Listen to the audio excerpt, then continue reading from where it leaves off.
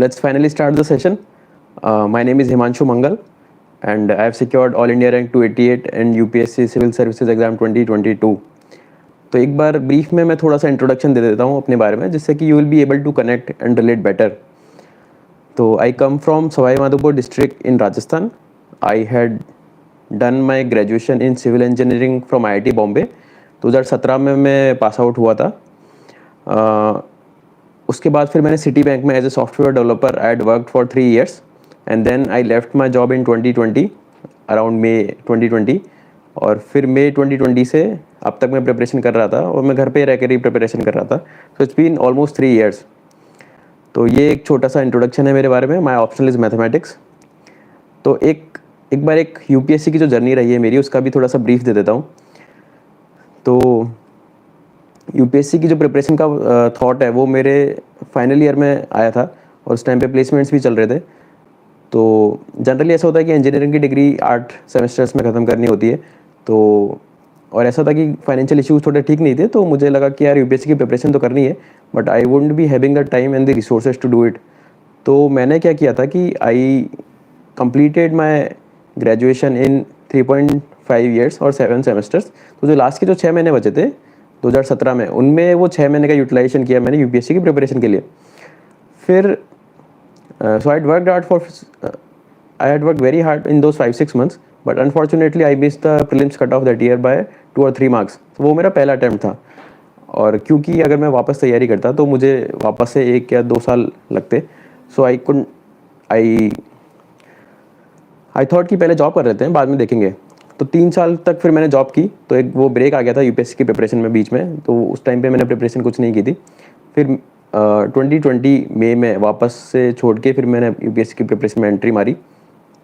तो मई 2020 में जब मैंने जॉब छोड़ी थी तब 1 ही महीने बाद UPSC का प्रीलिम्स होना था, बट कोविड था इसलिए वो शिफ्ट हो गया था 4 महीने से. तो मुझे लगा कि वापस से 5-6 महीने मिल रहे हैं अपने को, तो प्रिपरेशन कर लेनी चाहिए और क्या पता इसी अटेम्प्ट में हो जाए. तो उस साल प्रीलिम्स हो गया था, बट मैंने मेंस के लिए मैथ्स ऑप्शन लिया था जो मैंने अब तक पढ़ा नहीं था. तो मेरा मेंस नहीं क्लियर होता उस टाइम पे, और एक्सपेक्टेड भी था कि नहीं होगा क्योंकि मैंने प्रीलिम्स के लिए ही पढ़ा था उस साल और मेंस के लिए टाइम नहीं था. तो 2020 वाला जो मेरा अटैम्प्ट था वो बेस्ट अटैम्प्ट था. 2020 वाले अटैम्प्ट में सब कुछ इसके लिए प्रिपेयर था ऑलरेडी. प्रीलिम्स था, मेंस था, इंटरव्यू था, तो सब कुछ सही भी गया था. But finally I was not able to clear the cut off. तो उसका रीज़न ये था कि मेरे ऐसे और एथिक्स में जो मार्क्स आए थे 2020 में, वो 55 मार्क्स कम हो गए थे 2021 में. और वो रीज़न मुझे भी नहीं पता अभी तक भी क्यों हुए थे. तो इसलिए I was not able to clear the 2021 cut off. और फिर 2020 में वापस से एग्ज़ाम दिया था. तो उस टाइम पे सारी चीज़ें हो गई थी. प्रीलिम्स भी हो गया था, मेंस भी हो गया था और इंटरव्यू भी हो गया था. And finally I was able to make it to the final list. तो अभी एक बार जब मैंने इंट्रो दे दिया है, UPSC की थोड़ी जर्नी बता दी है, तो एक बार शुरू से लेके कुछ चीज़ें डिस्कस करते हैं and then I will be taking up questions from the comment section. तो पहले तो ये था कि how to go about prelims. तो जनरली मेरे प्रीलिम्स के मार्क्स हर बार ठीक आए हैं. जैसे 2017 में भी थे, 20 में भी थे, 21 और 22, हमेशा प्रीलिम्स के मार्क्स ठीक आए हैं. And I was able to cover a lot of portion in very less amount of time. So main strategy prelims की यही रहती थी कि प्रीलिम्स में 2 चीज़ें, एक तो CSET हो गया और एक जनरल स्टडीज़ का पेपर 1 हो गया. तो CSET I was very comfortable. तो CSET के लिए मैं कुछ ज़्यादा प्रिपरेशन करता नहीं था. CSET के लिए I use to go through previous year paper के सॉल्यूशंस जो विजन अपलोड करता है अपनी वेबसाइट पे. तो वो मैं 2-3-4 साल के कर लेता था. तो that I use to find enough for me. But आपको अपने कंफर्ट लेवल के हिसाब से देखना पड़ेगा क्योंकि CSET का जो लेवल है वो अभी काफ़ी इंक्रीज़ होता जा रहा है. तो आई फील कि अभी एटलीस्ट 2-3-4 महीने CSET को देने की मतलब मिनिमम रिक्वायरमेंट है, क्योंकि टफनेस लेवल बहुत बढ़ गया. इस साल हमने देखा कि कितना डिफिकल्ट पेपर आया था. तो उसके लिए भी जो पुराने साल के पेपर्स है CSET के लिए भी, उसमें क्या है कुछ पैटर्न्स होते हैं. Certain kind of questions are repeated. तो उनको पकड़ने की ज़रूरत है. और अब ऐसा नहीं होगा कि शायद केवल मैथ्स करके या केवल कॉम्प्रीहेंशन करके काम चल जाएगा. दोनों में थोड़ी थोड़ी चीज़ें करनी पड़ेगी CSET में. Now coming on to the GS1 वाला पार्ट, जो जिसकी अपने को कट ऑफ क्लियर करनी होती है. तो उसमें क्या है, अलग अलग सेक्शंस डिवाइडेड है. तो पॉलिटी, मुझे ऐसा लगता है हमेशा कि जब भी प्रीलिम्स हमारा नहीं होता तो वो इसलिए नहीं होता कि हम डिफ़िकल्ट क्वेश्चंस जैसे एंशिएंट और मिडीवल हिस्ट्री के हो गए वो नहीं कर पाते. ऐसा कभी नहीं होता है हमारा. इसलिए नहीं होता क्योंकि जो बेसिक चीज़ें हैं जैसे पॉलिटी हो गया, इकोनॉमी हो गया, एनवायरनमेंट हो गया, इनकी जो स्टैटिक चीज़ें हैं वो हम नहीं कर पाते. हालांकि इस बार का पेपर काफ़ी टफ था, जैसे 48 क्वेश्चंस के अराउंड वो पेयर मैचिंग वाले क्वेश्चंस आए थे। तो इस साल डिफ़िकल्टी और रैंडमनेस काफ़ी बढ़ गई है, but this is not in our hands. मतलब इसका तो हम कुछ कर नहीं सकते हैं। जो हम कर सकते हैं वो ये है कि हम अब तक का जो ट्रेंड है या फिर अब तक के जो पेपर्स हैं वो आए हैं उनको थोड़ा एनालाइज करके कर सकते हैं। For example, it is very important कि आप जो पुराने पेपर्स हैं, जैसे उल्टा चलते हैं, जैसे 22 का किया, 21 का किया, 20 का किया, 19 और 18 का किया, फिर हम कुछ पैटर्न्स निकाले। फिर जैसे पिछली बार रिजर्वायर्स के बारे में पूछा था, रिजर्वायर्स की लोकेशन के बारे में पूछा था प्रीलिम्स में ना, और इस बार पोर्ट्स के बारे में पूछा था। तो मैंने मेरे फ्रेंड्स को बोला था कि पोर्ट्स पढ़ के जाना, वो आ सकता है। तो this is how you can make patterns, you can find patterns. Similarly vaccine के बारे में जो क्वेश्चन है वो पिछले 3 साल से रिपीट हुआ था। तो यूपीएससी जनरली 2-3 साल तक अपना पैटर्न रिपीट करती है। जैसे रिपोर्ट्स और इंडाइसिस के क्वेश्चंस पहले आते थे, अब नहीं आते। तो यूपीएससी 2-3 साल तक अपने पैटर्न्स बहुत ज़्यादा रिपीट करती है, और वो पैटर्न्स हमको ढूंढना बहुत इंपॉर्टेंट है। और इसके साथ ही जैसे पॉलिटी है, इकोनॉमी है और एनवायरनमेंट है और साइंस एंड टेक है, इनके जो बेसिक चीज़ें हैं ये हमारी गलत नहीं होनी चाहिए। मतलब इन पे हमारी बहुत अच्छी कमांड होनी चाहिए कि इनमें एक्यूरेसी लेवल अराउंड 90% हो, तो फिर हमारा होने के चांसेस बढ़ जाते हैं। प्रीलिम्स के पेपर के बारे में कुछ चीज़ें और बोलूँगा। जैसे जनरली क्या होता है ना कि प्रीलिम्स के पेपर में हम प्रेशर में आ जाते हैं और हम बेसिक चीज़ें भी गलत कर देते हैं। तो जैसे मैं बताता हूँ, 2021 में जब मेरा नहीं हुआ था तो प्रीलिम्स में 4 दिन बचे थे अभी, और मैंने प्रीलिम्स के लिए इतनी प्रिपरेशन कोई की नहीं थी क्योंकि मुझे लग रहा था हो जाएगा। 4 दिन बचे थे और मैंने कुछ पढ़ा नहीं था, तो it was very difficult for me कि यार 4 दिन में कैसे कवर करूँगा कुछ भी। तो मैंने सोचा अगर कुछ नया पढ़ूंगा तो मुझे बहुत अंडर कॉन्फिडेंट फील होगा, मुझे सब कुछ नया लगेगा। तो मैंने नया कुछ नहीं पढ़ा था उस टाइम पे। 4 दिन में मैंने पुराने पेपर लिए 4-5 साल के, और वो 4-5 साल के जो पेपर थे उनको मैंने 4-4 5-5 बार कर लिया। उससे क्या हुआ कि मैंने जब 4-5 बार कर लिए थे पेपर्स, तो एक फेक कॉन्फिडेंस जनरेट हो जाता है तुम्हारे दिमाग में ना कि यार मेरे को सब आता है। 4 बार कर लिए, 5वीं बार करोगे तो यू वुड नो एवरीथिंग। तो इससे मेरे दिमाग में एक फेक कॉन्फिडेंस था, और उस फेक कॉन्फिडेंस को लेकर मैं एग्जाम में गया। और प्रीलिम्स में मुझे लगता है, प्रीलिम्स क्या मतलब पूरी एग्जाम में या फिर इन जनरल लाइफ में कॉन्फिडेंस का बहुत बड़ा रोल रहता है। तो उस फेक कॉन्फिडेंस का रिजल्ट ये हुआ कि उस 2022 का जो अटैम्प्ट था उसमें मेरे प्रीलिम्स में सबसे ज़्यादा मार्क्स स्कोर किए मैंने अब तक के। तो ये एक बहुत इंपॉर्टेंट चीज़ है, कॉन्फिडेंस वाली जो चीज़ मैं बोल रहा था। क्योंकि I went with fake confidence, क्योंकि देखो आता तो सब कुछ है, हम बहुत साल से पढ़ रहे होते हैं ना, 2 या 3 साल एटलीस्ट सबको हो गए हैं, तो आता तो सब कुछ है। बट एक वो जो डर होता है ना कि यार मैंने बहुत ज़्यादा चीज़ें नहीं पढ़ी है, या फिर मान लो मेरा कुछ सब्जेक्ट्स रह गया है, उस डर से जो हमको आती हुई चीज़ें ना वो भी भूल जाते हैं। तो इसलिए वो कॉन्फिडेंस वाली चीज़ें वो काफ़ी मैटर कर जाती है। सागर इज सेइंग कि सी सेट का डिफिकल्टी लेवल काफ़ी हाई हो गया है। I would agree with you. और मतलब यूपीएससी को मुझे लगता है कि शायद थोड़ा ग्रेजुअली इंक्रीज करना चाहिए था लेवल, बट इस साल ड्रास्टिकली एकदम से काफ़ी बढ़ा दिया है, which is not in the best interest of aspirants, क्योंकि हम प्रिपरेशन कुछ और करके जा रहे हैं और हमको एग्जाम में एकदम से इतना ज़्यादा डिफिकल्टी लेवल देखने को मिल रहा है। तो I feel it is a little unfair. तो उसका कुछ नहीं कर सकते, यही कर सकते हैं कि अब जब हम जाएंगे अगले साल से, तो सी सेट की हमको बहुत अच्छे से तैयारी करके जानी पड़ेगी। एटलीस्ट 3-4 महीने हमको डेडिकेटेड उसके लिए काम करना पड़ेगा। कुछ कमेंट्स बॉक्स में से क्वेश्चंस ले लेता हूँ मैं तब तक।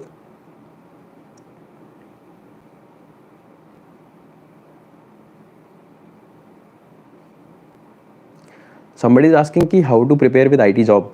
तो मैं एक एग्जांपल देता हूँ। जैसे मैंने जॉब के साथ प्रिपेयर नहीं किया था, मैंने जॉब छोड़ के प्रिपेयर किया था। बट 2017 में भी मैंने 5-6 महीने ही प्रीलिम्स के लिए बहुत डेडिकेटेडली पढ़ा था, और मैं I was very close to the cut off. और 2020 में जो मैंने अटैम्प्ट दिया था उसमें भी मैंने जॉब छोड़ी थी मई में, और एग्जाम था अक्टूबर में, तो उसमें भी अराउंड 6 महीने थे, उसमें भी I was able to clear prelims. तो उसका रीज़न क्या था, मतलब कम टाइम में कैसे क्लियर कर सकते हैं, सिंस यू आर सेइंग कि you are preparing with job. तो मैंने बताया ना कि जब हम जैसे एक तो हो गया बॉटम अप अप्रोच, एक होती है टॉप डाउन अप्रोच। जैसे इनिशियली तो क्या होगा, जैसे तुमने लक्ष्मीकांत पढ़ ली पॉलिटी के लिए, इकोनॉमी के लिए तुमने जो भी स्टैंडर्ड रेफरेंस बुक फॉलो कर रहे हो वो पढ़ ली, ऐसे ही तुम एनवायरनमेंट के लिए कुछ पढ़ लिया। ये तो हो गया इनिशियल रीडिंग, ये तो सबको करना ही है। फिर क्या होता है ना, जैसे मान लो लक्ष्मीकांत पढ़ी, तुमने पढ़ा कुछ प्रेसिडेंट, या फिर लेट्स से फंडामेंटल राइट्स वाला चैप्टर पढ़ा। तो जब भी फंडामेंटल राइट्स वाला चैप्टर हम पढ़ रहे हैं, तो मेरे दिमाग में बहुत अच्छे से मैपिंग होनी चाहिए कि यार फंडामेंटल राइट्स से क्या क्या क्वेश्चन है जो प्रीलिम्स में अब तक आए हुए हैं। सिमिलरली जैसे मान लो अगर प्रेसिडेंट वाला टॉपिक पढ़ रहे हैं, तो प्रेसिडेंट से एक्जैक्टली क्या क्या क्वेश्चन है जो प्रीलिम्स में आए हुए हैं और जो मेंस में आए हुए हैं। और ये काम तभी हो जाना चाहिए जब हम वो चैप्टर पढ़ रहे हैं। उससे क्या होता है कि एक तो ज़्यादा पढ़ने की ज़रूरत नहीं पड़ती, दूसरा, अगर मान लो कुछ ऐसा पूछा गया है जो हमारे सोर्सेज में नहीं है, तो हम एक्स्ट्रा गूगल करके या फिर कुछ और रेफ़र करके वो जो गैप्स हैं उनको फिल कर सकते हैं वहीं पे। तो प्रिपरेशन में उसी टाइम पे वो पीवाईक्यूज़ का इंटीग्रेशन होता है, वो करना बहुत इंपॉर्टेंट है। और जैसे मैं और मेरे कुछ फ्रेंड्स मिलके ये ट्राई भी कर रहे हैं कि ऐसा कुछ बनाया जाए कि जैसे मान लो आपने प्रेसिडेंट सर्च किया प्रीलिम्स के पीवाईक्यूज़ में, तो आपको प्रेसिडेंट रिलेटेड सारे क्वेश्चंस एक जगह पे आ जाए। सिमिलरली मेंस के लिए सारे क्वेश्चन एक जगह पे आ जाए। उससे क्या होगा कि आपका बहुत एफर्ट बच जाएगा और प्रिपरेशन काफ़ी ज़्यादा इंटीग्रेटेड और होलिस्टिक हो सकती है।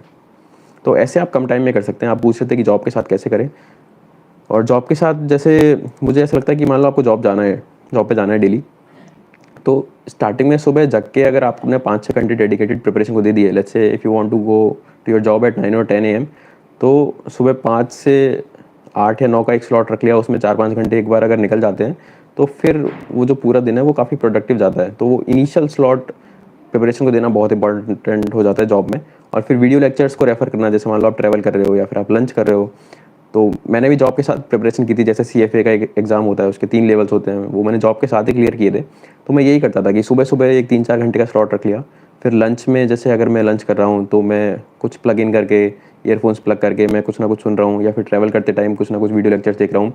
तो subconsciously you are learning every time. तो जॉब के साथ अगर कर रहे हो, तो ऐसे छोटी-छोटी चीज़ें करके एफिशिएंसी बढ़ाना बहुत इंपॉर्टेंट हो जाता है।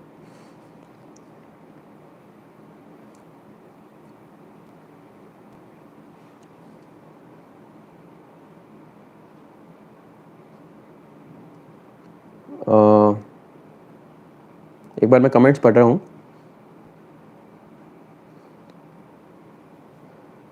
समबडी इज आस्किंग कि साउंड में रीडिंग करना चाहिए या फिर साइलेंट बुक रीडिंग। साइकोलॉजी के पर्सपेक्टिव से तो मुझे नहीं पता है क्या है, बट अगर मुझे लगता है कि साउंड में रीडिंग करोगे तो थोड़े टाइम बाद यू विल बी टायर्ड, मतलब गला सूखने लगेगा और थक जाओगे, तो शायद ज़्यादा नहीं पढ़ पाओगे। साइलेंट करोगे तो मेरे हिसाब से जल्दी पढ़ पाते हैं और एफिशिएंटली पढ़ पाते हैं। बट एक चीज़ है कि जैसे आप, अगर आप इंटरव्यू की प्रिपरेशन कर रहे हो, तो you should speak as much as you can. जैसे आप आर्टिकल पढ़ रहे हो, तो you can speak it out loud. अगर आप किसी क्वेश्चन का आंसर देने का ट्राई कर रहे हो, तब वहाँ पे साइलेंट मत करो, तब वहाँ पे आंसर देने का ट्राई करो। तो इससे आपकी इंटरव्यू में जो आर्टिकुलेशन होता है, जो क्लैरिटी ऑफ वॉइस है, वो काफ़ी इंपॉर्टेंट होती है। जो पॉजेज़ होते हैं, पंक्चुएशंस होते हैं जब हम बोलते हैं, वो काफ़ी इम्प्रूव हो जाता है जब हम बोल के चीज़ें करते हैं।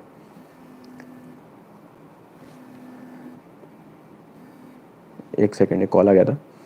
तो अभी कोई पूछ रहा है कि मैथ्स ऑप्शनल की स्ट्रेटजी क्या थी, वो मैं बता देता हूँ। एक चीज़ मैं बताता हूँ कि जैसे ना, किसी भी अगर किसी से भी बात कर रहे हो जिसका यूपीएससी में हो चुका है, तो उनसे ये ज़रूर पूछा करो कि आपने क्या-क्या गलतियाँ की थी प्रिपरेशन में। जैसे मैं एक बार बता देता हूँ कि मैंने अपनी प्रिपरेशन में क्या-क्या गलतियाँ की जिसकी वज़ह से मुझे इतना टाइम लग गया। मेरा भी 4th ही अटेम्प्ट हो गया था। तो जैसे 2017 में जब मैंने एग्ज़ाम दिया था, तो प्रीलिम्स के लिए 5 या 6 महीने ही बचे थे। मेरा प्रीलिम्स कम मार्क्स से रहा था, 2 या 3 मार्क्स से, बट अगर मान लो हो भी जाता तो क्या हो जाता? मेंस की तो प्रिपरेशन ज़्यादा थी नहीं। तो और सिमिलरली 2020 में मैंने क्लियर कर लिया था प्रीलिम्स, उसके बाद क्या हो गया, मेंस तो मेरा नहीं निकला क्योंकि मैथ्स तो मैंने प्रिपेयर नहीं किया था। तो ये छोटी-छोटी गलतियाँ हैं जो नहीं करनी चाहिए। तो 2 अटेम्प्ट तो आइडियली मैंने वैसे ही वेस्ट कर दिए थे। तो जब भी तुम अपना प्रिपरेशन कर रहे हो या फिर अपना एक अटेम्प्ट प्लान कर रहे हो, तो मेरा यही सजेशन है कि एक अच्छे से प्रीलिम्स से 1 साल पहले का डेडिकेटेड टाइम लो। मतलब प्रीलिम्स से 1 साल पहले तैयारी होनी चाहिए तुम्हारी। 1 साल पहले तैयारी करना शुरू कर दो, उससे क्या होता है कि तुम्हारा ऑप्शनल भी अच्छे से प्रिपेयर हो जाता है प्रीलिम्स से पहले। आंसर राइटिंग की प्रैक्टिस भी कर सकते हो, और प्रीलिम्स में जब जाओगे, प्रीलिम्स जब पास आता है, तो उसमें 3-4 महीने तुम डेडिकेटेड प्रीलिम्स को दे सकते हो। तो अगर तुम्हारे पास इनफ टाइम है, तो तुम्हें वो चीज़ नहीं होनी चाहिए ना कि मैं कर सकता था बट मेरे पास टाइम कम रह गया, जैसा मेरे साथ स्टार्टिंग के 2 अटेम्प्ट्स में हुआ। और फिर ऐसा है कि जब भी प्रिपरेशन कर रहे हो, तो हमेशा 2 अटेम्प्ट के लिए एक साथ प्लान करो। जैसे मान लो 2021 वाला मैंने दिया, उसके जस्ट तुरंत बाद प्रीलिम्स आ गया था, तो चलो मान लो लकीली मेरा हो गया, अगर नहीं होता तो मैं प्रीलिम्स में ही फेल हो जाता। तो हमेशा 2 अटेम्प्ट के लिए एक साथ प्लान करना चाहिए। जैसे तुम्हारा मेंस हो गया है, मेंस होने के तुरंत बाद थोड़ा ब्रेक लो, बट ऐसा नहीं कि प्रिपरेशन छोड़ दी, और ऐसा नहीं है कि ये अज्यूम कर लिया कि यार इस अटेम्प्ट में हो ही जाएगा। अगर हो भी गया तो हो सकता है रैंक उतनी अच्छी नहीं आए ना जितनी आनी चाहिए। बहुत सारे, कितने सारे तो ऐसे, आधे लोग तो ऐसे होते हैं इंटरव्यूज़ में जो ऑलरेडी सेलेक्टेड होते हैं, तो फिर भी उनका नहीं होता है। तो 2 अटेम्प्ट के लिए हमेशा एक साथ प्लान करना चाहिए। उससे क्या होता है कि अगर पहले में नहीं हुआ ना, तो दूसरे में you would be able to make it, और and also with a very good rank, क्योंकि वो 2 साल का क्यूमुलेटिव बिना गैप के प्रिपरेशन काफ़ी ज़्यादा मैटर करती है।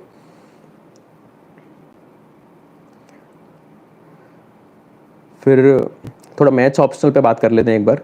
तो मैथ्स ऑप्शनल में ऐसा था कि मुझे कोई कोचिंग नहीं करनी थी, मुझे खुद से करने का मन था। जैसे मैंने बताया था कि फाइनेंशियल इश्यूज़ थे थोड़े घर में, तो 11th और 12th में भी मैंने मैथ्स की कोई कोचिंग नहीं की थी, मतलब कोई कोचिंग नहीं की थी IIT JEE के लिए। तो I was able to prepare it on my own, घर पे रहकर ही, और I was able to even go to IIT Bombay as well. तो मेरे को एक भरोसा था कि यार खुद से भी किया जा सकता है, ऐसा कुछ ज़रूरी नहीं है कि अगर अपन अफोर्ड नहीं कर सकते तो कोचिंग के लिए ज़बरदस्ती पुश किया जाए। अगर पैसे नहीं है तो कोई बात नहीं ना यार, खुद से कर लेंगे, एफर्ट ज़्यादा मारना पड़ेगा। तो मुझे लगा कि मैथ्स के लिए भी खुद से ही ट्राई करते हैं। तो standard set of notes follow करना बहुत इंपॉर्टेंट है उसके लिए। एक standard set of notes follow करो, जैसे IIMS के नोट्स जनरली सब फॉलो करते हैं, तो वो नोट्स हमने फॉलो किए। उसके along with that it is very important to do PYQs। Maths में क्या होता है ना कि जैसे मैथ्स आपने ले तो लिया, मैथ्स में पहले तो चीज़ें पढ़ना इंपॉर्टेंट है, उसके बाद उनको समझना इंपॉर्टेंट है। फिर ऐसा नहीं है कि तुमने पढ़ लिया और समझ लिया और एग्ज़ाम में you will be able to replicate, या फिर एग्ज़ाम में तुम कर पाओगे। उसके बाद उनको प्रैक्टिस करना बहुत इंपॉर्टेंट है, और ये एक एडिशनल टास्क है मैथ्स में जो बाकी सब्जेक्ट्स में नहीं है। बाकी GS में तो मान लो आपने पढ़ लिया, समझ लिया और थोड़े से आंसर लिख लिए तो तुम एग्जाम में लिख के आ सकते हो। मैथ्स में ऐसा नहीं है, मैथ्स में पढ़ लिया, समझ लिया, बहुत प्रैक्टिस कर ली, इतनी प्रैक्टिस की क्वेश्चंस के आंसर से एकदम रटे हुए हो, तब जाके तुम एग्जाम में वो लिमिटेड टाइम में सारी चीज़ों को कर पाओगे। जैसे मैथ्स में क्या होता है ना कि मार्क्स बता देता हूँ कितने आते हैं। तो जैसे मेरे इस बार जितने भी आए, आई हैड प्रिडिक्टेड कि 133 134 के अराउंड मेरे पेपर 1 में आएंगे, और मेरे उतने ही आए थे। तो पेपर 1 में आप जितना करेक्ट कर रहे हो, एग्जैक्ट करेक्ट होना चाहिए, पेपर 1 में भी और पेपर 2 में भी, केवल उन्हीं के मार्क्स काउंट करने हैं। अगर आपने मान लो फाइनल आंसर आपका गलत आ गया और पूरा प्रोसेस सही किया है, अगर बिल्कुल थोड़ा सा भी फाइनल आंसर गलत है तो you should count it as 0। तो जितना आपका करेक्ट अटैम्प्ट है, एग्जैक्ट करेक्ट अटैम्प्ट होना चाहिए, एंड टू एंड तक आंसर सही आना चाहिए। उसका अगर आप 0.7 मतलब 70% कर लोगे तो उतने मार्क्स आपके पेपर 1 में आएंगे। जैसे मान लो 200 में से 200 का एग्जैक्ट सही है, एकदम लास्ट आंसर तक सही है, तो उसका 70% कितना हुआ, 140 मार्क्स। तो इतने आपके पेपर 1 में आएंगे। ये मेरा एनालिसिस है, जो भी अब तक मैंने एक्सपीरियंस से गैदर किया है। और पेपर 2 में उसका 75% कर लो। जैसे मान लो पेपर 2 में 200 का एग्जैक्ट सही है, तो उसका 75% मतलब 150 मार्क्स, इतने आपके पेपर 2 में आएंगे। और इसी को आई थिंक स्केलिंग बोल सकते हैं मैथ्स में। तो ये तो मार्किंग का स्कीम हो गया। तो मैंने बताया कि जैसे मैथ्स में कोई टॉपिक कर लिया, जैसे वेक्टर एनालिसिस कर लिया, राइट। तो वेक्टर एनालिसिस आपने कर लिया, IMS के नोट कर लिए, लेट्स से। उसके बाद क्या होना चाहिए कि आपके पास एक तो PYQs में पता होना चाहिए कि वेक्टर एनालिसिस में से क्या पूछता है। और जब भी आप PYQs कर रहे हो 2022 से 13 तक के एटलीस्ट करो रिवर्स ऑर्डर में। जैसे वेक्टर के सारे PYQs निकाल लिए, फिर रिवर्स ऑर्डर में अपन ने सारे किए। फिर जब भी आप PYQs कर रहे हो तो केवल क्वेश्चन देखना है और उसका पूरा सॉल्यूशन एंड टू एंड अपने जो भी आप जहाँ पे भी कर रहे हो उसका एंड टू एंड एकदम निकालना है। जब तक आंसर नहीं आ जाए तब तक उसका निकालना है।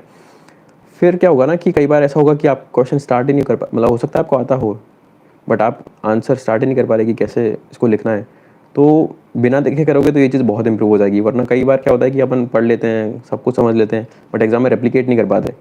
तो पुराने क्वेश्चन करने, चाहे ईजी हो, डिफ़िकल्ट हो, कैसा भी हो, हर पुराने क्वेश्चन को एटलीस्ट 2 बार तो करना ही है। और जो डिफ़िकल्ट क्वेश्चन है, जिनका थोड़ा सा डिफ़िकल्टी लेवल ज़्यादा है, उनको ज़्यादा बार करना है। अब मैथ्स में क्या होता है ना कि अपने को चॉइस मिलती है। जैसे 8 क्वेश्चन आते हैं ना, उनमें से 5 ही करने होते हैं। तो जनरली जो ज़्यादातर डिफिकल्ट क्वेश्चन है वो हम छोड़ के आते हैं, कोई नहीं करके आता, एक्सेप्ट दी कंपलसरी क्वेश्चन जो फर्स्ट और फिफ्थ होते हैं। तो जो भी डिफिकल्ट क्वेश्चन है ज़्यादातर हम छोड़ के आते हैं। तो पहला एम अपना होना चाहिए कि मैथ्स में अपन 250 स्कोर अपना टारगेट हो। जब आप 250 स्कोर का टारगेट करोगे तो मतलब आप सारी चीज़ें बेसिक अच्छे से पढ़ रहे हो, सारे इजी क्वेश्चंस कर रहे हो। अभी डिफिकल्ट क्वेश्चन पे नहीं जाएंगे हम। पहले आपने 250 का टारगेट अचीव कर लिया, लेट्स से आपका मतलब इतना एक्सपर्टीज आ गया कि यार मैं बेसिक और इजी चीज़ें कर दूंगा तो मेरा 250 आराम से बन जाएगा। फिर आप जाओ 270 पे, मतलब आप थोड़ा सा डिफिकल्टी लेवल बढ़ाओगे और थोड़ी सी अपनी एफिशिएंसी बढ़ाओगे, प्रैक्टिस इंप्रूव करोगे, तो फिर आप 270 तक पहुंचोगे। फिर आप ऐसे धीरे धीरे खुद को ना अपग्रेड करते जाओगे। जैसे आइट्रेशंस में अपग्रेड करना है हमेशा। ऐसे नहीं है कि आप इनिशियली टारगेट के लिए 320 का और फिर बहुत ज़्यादा डिफिकल्ट क्वेश्चन सॉल्व करने लगे स्टार्टिंग से ही और पता लगा कि हम 200 भी नहीं ले पा रहे। मतलब बहुत मैथ्स में ऐसा बहुत होता है कि कई लोग केवल मैथ्स की वजह से रह जाते हैं। मतलब कई लोग का GS में बहुत अच्छा है बट मैथ्स में despite being from a very good college they are not able to score 200 as well. तो ये क्या है, प्रैक्टिस की कमी। और सारे क्वेश्चंस को मैं जो बोल रहा हूँ कि हर क्वेश्चन को एंड तक करके देखना है, वो करना बहुत इंपॉर्टेंट है। और क्योंकि मैथ्स का सिलेबस इतना ज़्यादा वास्ट है तो ऐसा है कि आप कोई भी टॉपिक पढ़ लिया, फिर उसके बाद टॉपिक पढ़ तो लिया, उसके बाद हमें हमारे पास उसके शॉर्ट नोट्स होने चाहिए। जैसे कनिष्क कटारिया सर जो थे उन्होंने शॉर्ट नोट्स बना रखे थे, तो मुझे लगा कि यार खुद से शॉर्ट नोट्स क्यों बनाऊँ, मैंने उन्हीं में कुछ जो भी एडिशन डिलीशन सब्सट्रैक्शन था, कुछ कुछ और नया ऐड करना था, तो मैंने उसी में ऐड कर दिया। तो वो मेरे शॉर्ट नोट्स हो गया टॉपिक के। अब जैसे एक टॉपिक को अगर पढ़ने में आपको मान लो इनिशियली 5-7 दिन लग रहे हैं, तो वो शॉर्ट नोट्स पढ़ने में आपको 4-5-6 घंटे में वो रिवाइज हो जाते हैं, क्योंकि मैंने बहुत सारी चीज़ें ऐड कर दी थी उनमें। तो एक तो हो गया आपके बेस नोट्स, फिर हो गए दूसरे शॉर्ट नोट्स, और एक होनी चाहिए एक फॉर्मूला शीट। वो फॉर्मूला शीट होगी 1 पेज की। तो वेक्टर में जैसे जितने भी थ्योरम्स हैं, गॉस थ्योरम्स हो गई, स्टोक्स थ्योरम हो गई, ग्रीन्स थ्योरम हो गई, तो वो 1 पेज में सारे फॉर्मूलाज क्या है आपके पास होने चाहिए, जिसे हर हफ्ते में या हर 1-2 हफ्ते में आप उनको रिवाइज करते रहो। तो मैथ्स में क्या होता है ना, जनरली फॉर्मूलाज भूल जाते हैं, और आपने 10 दिन भी कोई टॉपिक नहीं पढ़ा, तो ऐसा होता है कि आप क्वेश्चंस को सॉल्व ही नहीं कर पाओगे एग्जाम में। तो ये 3 चीज़ें काफ़ी इंपॉर्टेंट है। और जैसे मैंने बताया कि पुराने क्वेश्चन जो 22 से 13 के हैं, उनको एटलीस्ट 3 या 4 बार करो। जैसे मैथ्स में मेरे मार्क्स बता देता हूँ, मेरे 286 आए थे 2021 के अटैम्प्ट में। उस टाइम पे मेरी प्रिपरेशन कम थी, मतलब मैंने कम टॉपिक्स प्रिपेयर किए हुए थे, but still I was able to score 286, क्योंकि मेरी सिली मिस्टेक उस साल 0 हुई थी। इस साल मेरे मार्क्स कम हो गए हैं, मेरे मार्क्स 279 ही आए हैं, क्योंकि I don't know somehow the day was not very good that day जब मैं पेपर अटेम्प्ट कर रहा था। तो मेरी सिली मिस्टेक्स काफ़ी ज़्यादा हो गई थी, मतलब I was able to solve the difficult ones, but जो ईजी क्वेश्चन थे उनमें मेरे काफ़ी गलतियाँ हो गई थी, तो इसलिए मेरा स्कोर कम हो गया। बट मैथ्स की यही तो ब्यूटी है कि even after doing silly mistakes of around 50 marks, I was able to score 279, which is very difficult in other optionals. अगर आप इतना बड़ा ब्लंडर कर देते हो, तो ये मैथ्स की ब्यूटी है। सो नवीशा, you have a question, sir, did you rely on standard books or IMS notes for maths optional classes? देखो, स्टैंडर्ड बुक्स और जो IMS नोट्स है, they are in sync allot.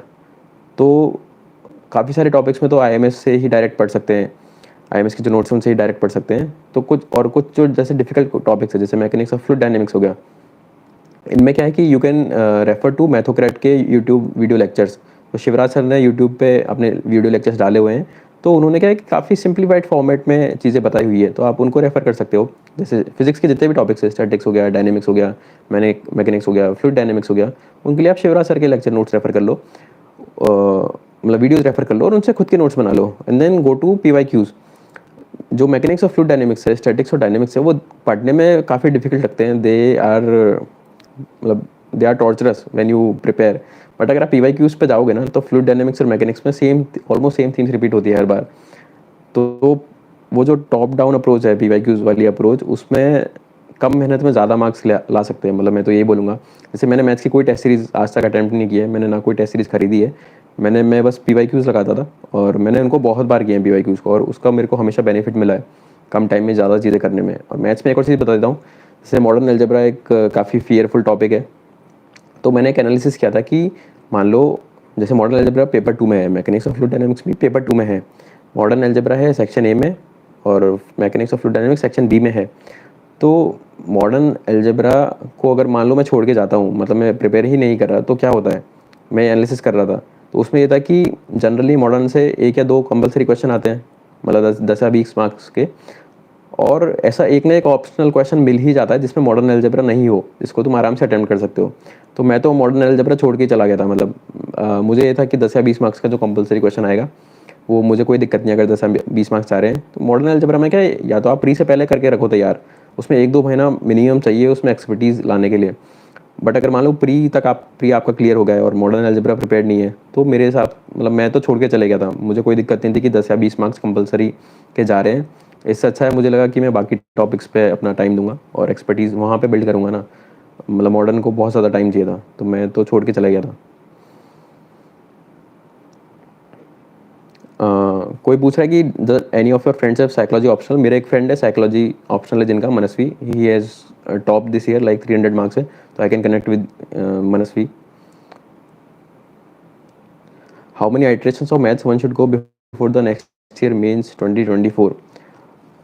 I would be very honest year, जैसे maths के जिनके अच्छे marks आते हैं, दे हैव डन एटलीस्ट 6 और 7 आइटरेशंस। मतलब उस टाइम पे एफिशिएंसी लेवल इतना होना चाहिए कि आपको क्वेश्चन दिखे, आप मतलब क्वेश्चंस के आंसर ऑलमोस्ट याद होने चाहिए। मैथ्स में ऐसा होता है कि आपको हर चीज़ ऑलमोस्ट रटी हुई होनी चाहिए। तो 6 या 7 आइटरेशंस ऑलमोस्ट हर लोग कर लेते हैं। मतलब आई would be very Frank, very honest, maths में बहुत टाइम लगता है, बहुत बहुत ज़्यादा टाइम लगता है। तो इसलिए मैथ्स सोच समझ के लेना चाहिए। Time is the time is a very important thing when you choose maths. और अगर if you are working professional तो please stay away from maths. Work मतलब you can not do maths while working.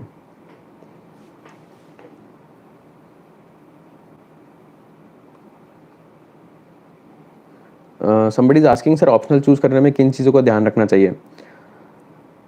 तो कुछ कुछ criterias होते हैं, जैसे एक इंटरेस्ट हो गया, है ना? एक हो गया कि कंटेंट अवेलेबल है या नहीं, एक हो गया कि मार्क्स आते हैं या नहीं। तो मेरा प्राइमरी एम ये था कि मार्क्स सबसे बड़ा कंसिडरेशन था। मुझे ये था कि इंटरेस्ट तो मैं जनरेट कर ही लूँगा, मतलब 12 सब्जेक्ट्स, ऑलमोस्ट 10-12 सब्जेक्ट्स और भी हम जीएस में पढ़ रहे हैं, तो उनमें मैंने कहीं न कहीं से इंटरेस्ट जनरेट कर लूँगा। उनमें भी इंटरेस्ट जनरेट कर ही रहे हैं, तो इंटरेस्ट तो जनरेट कर लेंगे, बट जो ऑप्शनल है वो स्कोरिंग होना चाहिए।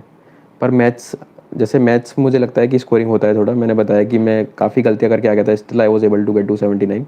तो पहली चीज़ तो ये कि ऑप्शनल स्कोरिंग होना चाहिए। दूसरी चीज़ है स्कोरिंग प्लस थोड़ा सा interest.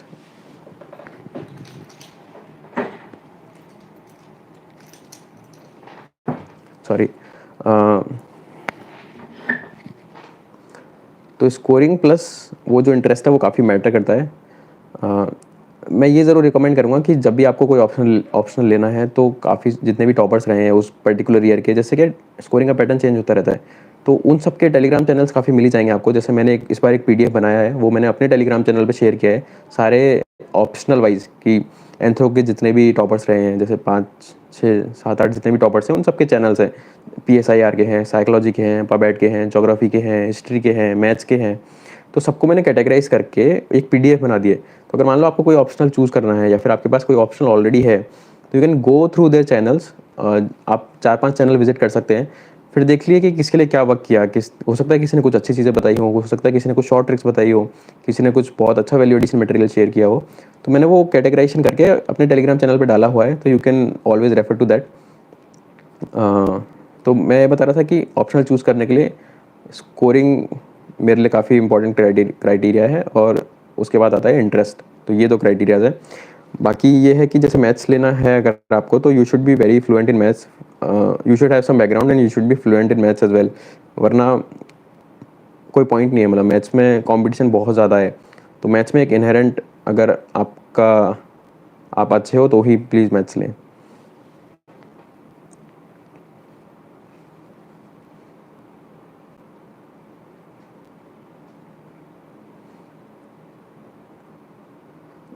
somebody saying only one channel of psychology is mentioned in that PDF. तो वो जो पीडीएफ है उसका मैं रिवाइज्ड पीडीएफ अभी डाल दूंगा आज या कल में। उसमें फिर मैंने और काफ़ी वैल्यू एडिशंस किए हैं, तो साइकोलॉजी का आपको जो मनस्वी है उसका चैनल भी वहाँ पे मिल जाएगा।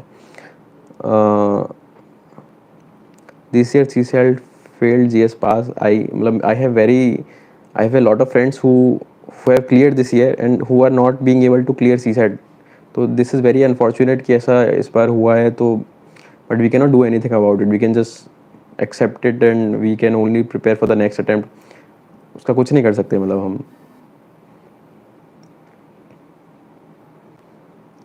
यूपीएससी में फेलियर पे फेलियर मिल रहा है और डर भी लग रहा है। तो जैसे मैंने खुद ने भी 3 फेलियर्स देखे हैं यूपीएससी में। तो मैं जब जॉब छोड़ रहा था, तो और यूपीएससी की मैं जब जॉब कर रहा था तो मुझे लग रहा था कि कभी ना कभी मैं जॉब छोड़ दूंगा और यूपीएससी प्रिपरेशन में एंटर करूंगा। तो मेरा यही पॉइंट था कि अगर मान लो यूपीएससी में मैं फेल हो गया, तो एक प्लान बी वाली जो चीज़ बोलते हैं ना, तो वो मुझे लगा था कि यार मैं जॉब अगर कर रहा हूँ और मान लो मैं यूपीएससी की दुनिया में कूद गया, इतनी अनसर्टेन जो चीज़ है उसमें कूद गया, और मान लो मेरा अगर नहीं हुआ उसमें, तो मैं क्या करूँगा? मेरे कलीग्स काफ़ी आगे पहुँच जाएंगे। तो मैं नहीं चाहता था कि मुझे अपने करियर के साथ कॉम्प्रोमाइज़ करना पड़े। इसलिए जॉब के साथ ही मेरी सॉफ्टवेयर डेवलपमेंट में जॉब थी सिटी बैंक पुणे में, तो उसके साथ ही मैंने जो सीएफए वाला कोर्स है, चार्टेड फाइनेंशियल एनालिस्ट वाला, वो भी मैं कर रहा था, जिससे कि मेरे को और अपॉर्चुनिटीज़ मिले और बेटर अपॉर्चुनिटीज़ भी मिल जाए। तो इन केस अगर यूपीएससी में आई एम नॉट सक्सेसफुल, तो मुझे अपने जॉब के साथ कॉम्प्रोमाइज़ नहीं करना पड़े। तो मैं ये कहूँगा कि जैसे मान लो आप यूपीएससी की प्रिपरेशन कर रहे हो, तो साथ में अगर आपको लग रहा है कि यार काफ़ी अटेम्प्ट्स हो गए हैं, अभी भी नहीं निकल रहा है, या फिर चीज़ें वर्क नहीं कर रही है जैसे आप चाहते हैं, तो आप कुछ कुछ अपॉर्चुनिटीज़ भी एक्सप्लोर कर सकते हैं। जैसे बहुत सारे कोचिंग इंस्टीट्यूट्स के, मुझे पता है कि मेरे जो फ्रेंड्स हैं काफ़ी सारे कोचिंग इंस्टीट्यूट्स के साथ एसोसिएटेड है किसी कैपेसिटी में, जैसे कुछ कंटेंट हो गया, कुछ स्ट्रेटजी हो गया, कुछ मैनेजमेंट में हो गए। तो आप थोड़ा सा टाइम वहाँ पे डिवोट कर सकते हैं। उससे क्या होता है कि एक तो एक कॉन्फिडेंस आता है, और मैंने कहा कॉन्फिडेंस का काफ़ी इंपॉर्टेंट रोल रहता है लाइफ में। कई बार क्या होता है ना कि यूपीएससी में हम कर रहे हैं, जैसे हमने मान लो यूपीएससी की प्रिपरेशन में एंटर किया, ये आपका फ्रेंड है, ये आप हो, दोनों सेम लेवल पे थे। अब 2-3 साल हो गए, आपका फ्रेंड यहाँ पहुँच गए और आप मतलब नीचे पहुँच गए हो, आप नीचे जाते जा रहे हो, वो ऊपर जाते जा रहे हैं। तो क्या है, एक जो ये जो डिफरेंस आ रहा है, इसकी वजह से कई बार अपना कॉन्फिडेंस कम हो जाता है लाइफ में, और कॉन्फिडेंस अगर कम हो गया तो चीज़ें बहुत ही ख़राब हो जाती है। आप वो इंसान ही ना रहे जो आप थे जब यूपीएससी की प्रिपरेशन में एंटर कर रहे हो, तो फिर कोई पॉइंट नहीं है ना। अगर मान लो निकल भी गया प्रिपरेशन, बट आपकी जो इनहेरेंट पर्सनैलिटी है वो ही नहीं रही, तो कोई मतलब नहीं है ये सब करने का। तो ये जो गैप है वो ना हो, इसलिए ये बहुत इंपॉर्टेंट है कि जैसे मैं कुछ कुछ ब्रेक्स लेता रहता था, मैं कुछ नई चीज़ें सीखता रहता था प्रिपरेशन में भी, तो वो जो गैप है वो कम रहना चाहिए। मतलब ऐसा नहीं हो कि हम डिमोटिवेटेड हो जाएं जब हम प्रिपरेशन में हैं, वो नहीं होना चाहिए।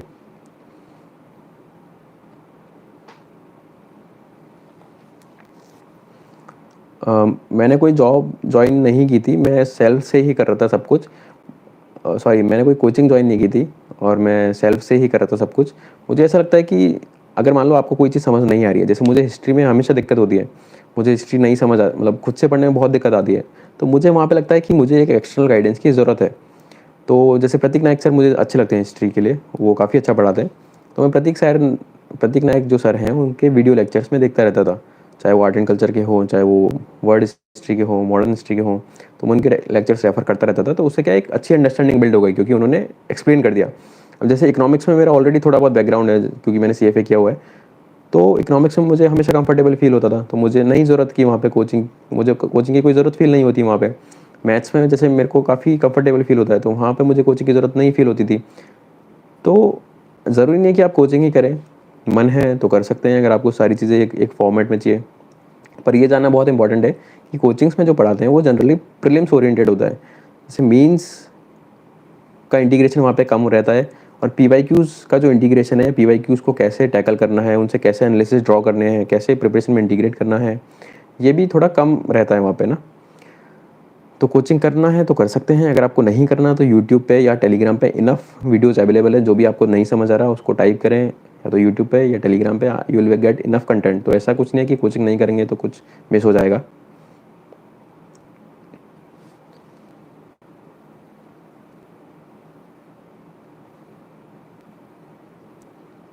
और जैसे मैंने बताया कि मैथ्स के लिए मैंने कोई टेस्ट सीरीज़ अटेंड नहीं की थी। पहले मुझे ये लगता है कि पहले पीवाईक्यूज़ पे जाओ, फिर टेस्ट सीरीज़ पे जाओ। अगर आपने कर लिए 2013 से 22 तक के सारे क्वेश्चंस, उसमें से आप पूरा पूरा पेपर भी अटेम्प्ट कर सकते हो। मतलब सारे पीवाईक्यूज़ अगर आपके 2-3 बार हो गए हैं, तब आप टेस्ट सीरीज़ पे जा सकते हो। तो मैंने तो कोई टेस्ट सीरीज़ अटेंड नहीं की थी, मुझे पीवाईक्यूज़ ही सफिशिएंट लगते थे हमेशा। और टेस्ट सीरीज़ अगर आप देनी है तो पुराने क्वेश्चन, पुरानी टेस्ट सीरीज़ भी दे सकते हैं मैथ्स में, तो लास्ट ईयर की दे लो, उससे लास्ट ईयर की दे लो, ज़्यादा कोई डिफरेंस आता नहीं है। तो टेस्ट प्रिंट आउट कर लो, पेपर को घर पे ही सॉल्व कर लो पूरा टाइम लगा के, और फिर खुद से भी चेक कर सकते हो। मैथ्स में तो ऐसा कुछ है नहीं कि चेकिंग से कुछ फ़र्क पड़ता है। और मैथ्स में एक और चीज़ बता देता हूँ, जैसे स्टेप मार्किंग ना तो होती है, तो एडिशनल स्टेप्स में लिखने के कुछ मार्क्स नहीं मिलते, या फिर स्टेप्स कम लिखोगे तो भी कुछ मार्क्स नहीं मिलते। अगर आपको कोई थ्योरम अच्छे प्रूव करनी है, तो आप वो 15 स्टेप में कर रहे हो या 10 स्टेप में कर रहे हो, इट डजेंट मैटर। आपका सारी चीज़ें सही होनी चाहिए, कोई इंपॉर्टेंट जो फॉर्मूला है, की फॉर्मूला है, वो मिस नहीं होना चाहिए उस टाइम में। और अगर आप कम स्टेप में कर सकते हो, अगर आप कम कैलकुलेशन या कम स्टेप्स में आप आंसर ला सकते हो, इट इज़ वेरी गुड। आपका टाइम बचेगा और उससे मार्क्स नहीं कटते, मतलब मेरा तो यही ऑब्जर्वेशन है।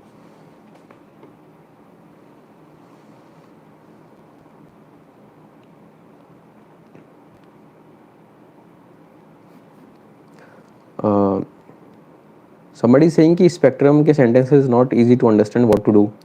तो जैसे मैंने बताया कि हिस्ट्री में मुझे भी दिक्कत आती थी, मुझे भी कंफर्टेबल फील नहीं होता था। तो आप ऐसा कर सकते हो, किसी भी सब्जेक्ट के लिए एप्लीकेबल है। तो इन जनरल एक प्रिपरेशन की क्या स्ट्रेटजी होनी चाहिए, मतलब एक ओवरऑल बता देता हूँ, जैसे कोई बिगिनर है उसके लिए क्या स्ट्रेटजी होनी चाहिए। तो आपका जैसे मान लो आप प्रिपरेशन में जस्ट एंटर कर रहे हो, तो आपको क्या करना चाहिए। पॉलिटी और इकोनॉमी सबसे इंपॉर्टेंट चीज़ है, क्योंकि आप मान लो करंट अफेयर्स पढ़ रहे हो, उसमें भी ये दोनों चीज़ें काम आती है। पॉलिटी का सबको पता है, लक्ष्मीकांत है। इकोनॉमिक्स का अब डिफरेंट सोर्सेज फॉलो करते हैं डिफरेंट लोग, कोई संजीव वर्मा कर लेता है, कोई जैसे मृणाल सर के नोट्स कर लेता है। तो लेट्स से आपने मृणाल सर के नोट्स करने हैं तो मृणाल सर के नोट्स ले लो, पॉलिटी में लक्ष्मीकांत ले लो, ये दो स्टैटिक सोर्सेज हो गए। और फिर क्या कर लो कि वीडियो लेक्चर्स देख लो, अगर आपके पास कुछ है, अगर आपको कंफर्टेबल फील नहीं हो रहा है तो पॉलिटी के एक वीडियो लेक्चर्स की आपने प्लेलिस्ट निकाल ली, एक इकोनॉमी के वीडियो लेक्चर्स की प्लेलिस्ट निकाल ली, और प्रेफर करो कि थोड़ी लेटेस्ट हो, थोड़ी सी अपडेटेड हो, और दोनों को साथ में रेफर करते जाओ। जैसे वीडियो देख ली, वो चैप्टर पढ़ लिया, वीडियो देख ली, चैप्टर पढ़ लिया। वीडियो देखी, चैप्टर पढ़ लिया। तो ऐसे आप करते जा रहे हो, तो उससे क्या है कि आपका एक होलिस्टिक वे में चीज़ें कवर होती जाएगी। फिर जब आप सेकंड आइट्रेशन करोगे, ये तो हो गया फर्स्ट आइट्रेशन कि हमने एक बार वीडियो देख ली, एक बार हमने वो जो स्टैंडर्ड बुक है वो पढ़ ली। तो आप सेकंड आइट्रेशन करोगे तो उस टाइम पे अब आएगा आपका वीआईक्यूज़ का इंटीग्रेशन। तो मैंने जैसे बताया था कि मान लो कोई प्रेसिडेंट का चैप्टर पढ़ा, तो अब वीडियो देखने की ज़रूरत नहीं है क्योंकि आपने पहले ही देख ली, तो आपको चीज़ें ऑलरेडी समझ आ चुकी है। और वीडियो की जो चीज़ें हैं वो अपने नोट्स में ऑलरेडी इंटीग्रेट कर ली होगी आपने, आई एम अज्यूमिंग। तो आप देखो पीवाईक्यूज़, प्रीलिम्स के देखो, मेंस के देखो, और फिर डिपेंडिंग ऑन दोज पीवाईक्यूज़ अपने टॉपिक को फाइन ट्यून कर लो। हो सकता है कुछ चीज़ आपके नोट्स में मिसिंग हो, कुछ चीज़ आपने ज़्यादा पढ़ ली हो जिनकी ज़रूरत नहीं है, तो वो फाइन ट्यूनिंग आप वो सेकेंड या थर्ड आइट्रेशन में कर सकते हो।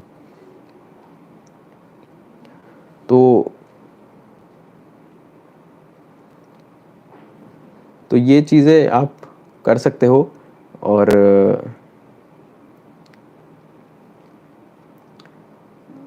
फिर आता है एक एनसीईआरटीज़ का कितना रोल रहता है। ये एनसीईआरटी तो न्यूज़पेपर का एक चीज़ बता देता हूँ। जैसे मुझे ऐसा लगता है कि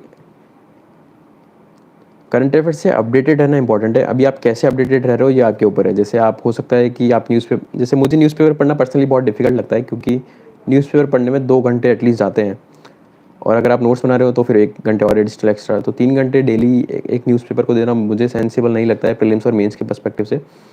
तो करंट अफेयर्स के लिए मैं जनरली ट्राई करता था कि एक कोई भी सोर्स रेफर कर लूँ, जैसे इनसाइट्स ऑन इंडिया की वेबसाइट है, तो इनसाइट्स ऑन इंडिया पे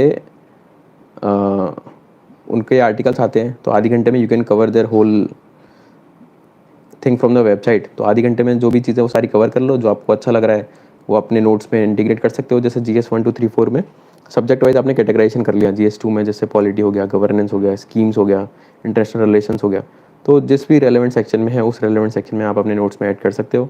और फिर फाइनली मैगजीन्स आती हैं, जैसे मैं विजन की मैगजीन फॉलो करता था, तो डेली मतलब आधे घंटे देने में और फाइनली मैगजीन को 2-3 बार मंथ के एंड में रिवाइज करने में मुझे वो बेटर अप्रोच लगती है। न्यूज़पेपर का काफ़ी इंपॉर्टेंट रोल है if you are going for the interview. तो इंटरव्यू के टाइम पे I use to refer to the newspaper daily, क्योंकि इंटरव्यू के टाइम पे चीज़ों की थोड़ी इन डेप्थ अंडरस्टैंडिंग चाहिए, और हर टॉपिक पे क्या है कि वो काफ़ी डेप्थ में घुस जाते हैं, इंटरव्यू में काफ़ी डेप्थ में चीज़ें पूछ लेते हैं, तो वहाँ पे it is very very important कि आप न्यूज़पेपर को अच्छे से करें।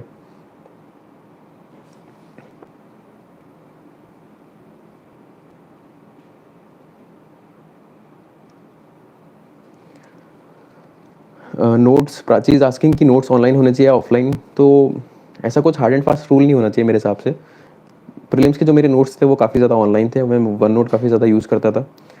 तो प्रीलिम्स के नोट्स हो गए ऑनलाइन, जैसे मान लो इंटरनेशनल रिलेशंस में बहुत सारी बॉडीज़ हो गई या कुछ कमिटीज़ हो गई या फिर कोई स्कीम्स हो गई, एनवायरनमेंट में अपने बहुत सारे स्पीशीज़ के बारे में आता है, ऑर्गेनाइजेशंस के बारे में आता है, नेशनल पार्क्स हो गया, वाइल्ड लाइफ सेंचुरीज हो गई, टाइगर रिजर्व्स हो गए, रिजर्वायर्स हो गए, पोर्ट्स हो गए, ये फिर अपनी मैपिंग हो गई, जैसे इस बार यूक्रेन के बॉर्डर्स पूछ लिए थे जो विच वाज वेरी एक्सपेक्टेड। तो ये सारी चीज़ें आप ऑनलाइन रख सकते हैं, ये ऑनलाइन हो गया। बाकी जैसे मेंस रिलेटेड जो नोट्स हैं वो मेरे ऑफलाइन होते थे, क्योंकि मेंस में लिखना होता है। मेंस में एक बहुत इंपॉर्टेंट चीज़ बता देता हूँ, जैसे नोट मेकिंग में मेंस में क्या होता है कि हर टॉपिक पे आपके पास एक 1 पेजर शीट होनी चाहिए। उस शीट में जैसे मान लो कोई भी एक पर्टिकुलर सेक्टर है, जैसे मान लो कोई एक पर्टिकुलर टेक्नोलॉजी है, तो उस टेक्नोलॉजी का क्या करंट स्टेटस है, क्या डेटा है उससे रिलेटेड, क्या उसके इनिशिएटिव्स है, क्या चैलेंजेस है, क्या अपॉर्चुनिटीज़ आ सकती है, क्या वे फॉरवर्ड है, इस फॉर्मेट में। मतलब इस फॉर्मेट में आपके पास हर चीज़ के 1 पेज के नोट्स होने चाहिए, वो मेरे पास थे। जैसे तो डेटा हो गया, उसका करंट स्टेटस अगर कुछ है तो क्या क्या अपॉर्चुनिटीज़ है, क्या क्या चैलेंजेस हैं, क्या इनिशिएटिव्स है, गवर्नमेंट के क्या इनिशिएटिव्स है और इंटरनेशनल क्या इनिशिएटिव्स है, और क्या वे फॉरवर्ड हो सकता है। तो ये सारी चीज़ें आपके एक नोट्स में हो। और फिर हो सकता है कि आप जैसे किसी एनजीओ के एग्जांपल्स हो गए किसी पर्टिकुलर फील्ड में, जैसे डिजास्टर मैनेजमेंट को हमको टैकल करना है, तो कुछ एनजीओ के एग्जांपल्स हो, या कोई एक स्टार्टअप का एग्जांपल हो, जैसे एग्रीकल्चर पे कुछ लिख रहे हैं तो एक स्टार्टअप का एग्जांपल दे दिया कि यार इनसे कोलैबोरेट कर सकते हैं। तो ये कुछ कुछ चीज़ें हैं जो फाइन ट्यून करके आंसर को एनरिच की जा सकती हैं। तो नोट्स ऑनलाइन और ऑफलाइन दोनों मैनेज कर सकते हैं। अगर मान लो आपको दोनों का कॉम्बिनेशन चाहिए, तो जैसे आजकल आईपैड्स वगैरह हो गए या फिर टैबलेट्स हो गए जिनमें पेंसिल्स वगैरह आती है, तो अगर आप वो यूज़ कर रहे हो तो ऑनलाइन और ऑफलाइन दोनों कंबाइन ही हो गया। मतलब वो तो मुझे बेस्ट लगता है, और मुझे वो काफ़ी बाद में पता लगा था अपनी प्रिपरेशन में कि it is also a very good tool. तो आपको ऑफलाइन कुछ करने की ज़रूरत ही नहीं है, सारा कुछ ऑनलाइन कर लो अगर आपके पास टैबलेट है जिसमें पेंसिल सपोर्ट है तो।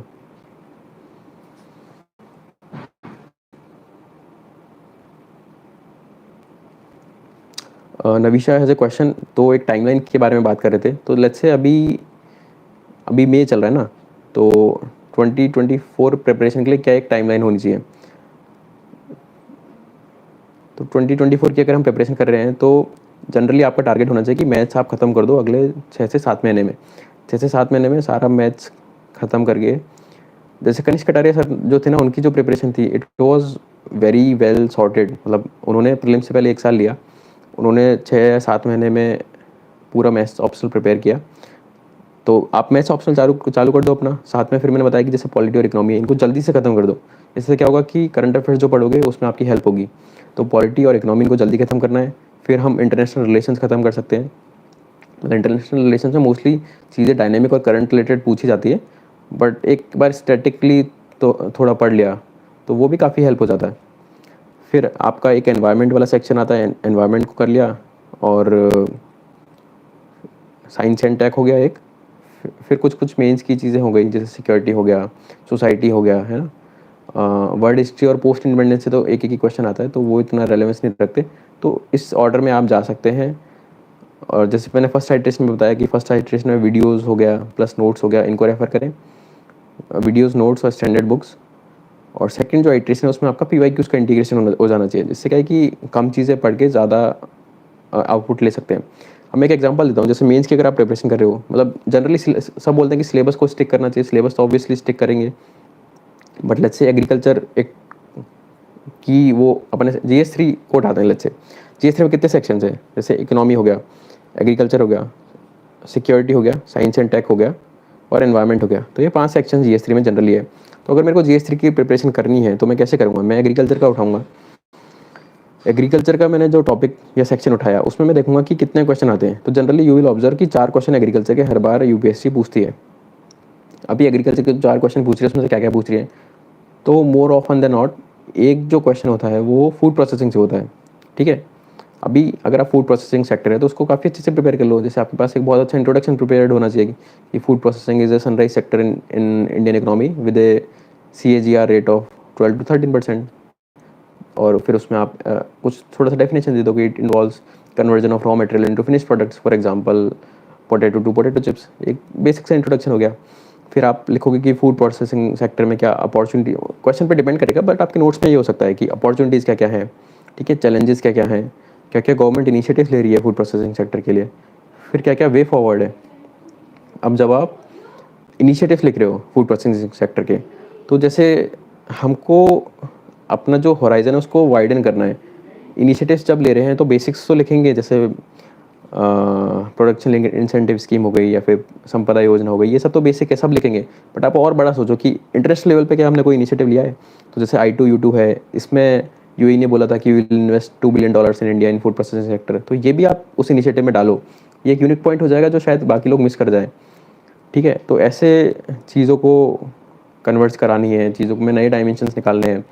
तो मैं बता रहा था कि एग्रीकल्चर में 4 क्वेश्चन है, एक फूड प्रोसेसिंग सेक्टर से आ गया, दूसरा हो सकता है किसी क्रॉप पे आ जाए, जैसे मान लो मिलेट्स पे आ गया, क्योंकि मिलेट्स काफ़ी चल रहा है अभी, पहले वाइट वीट पे आया हुआ है, राइस पे आया हुआ है।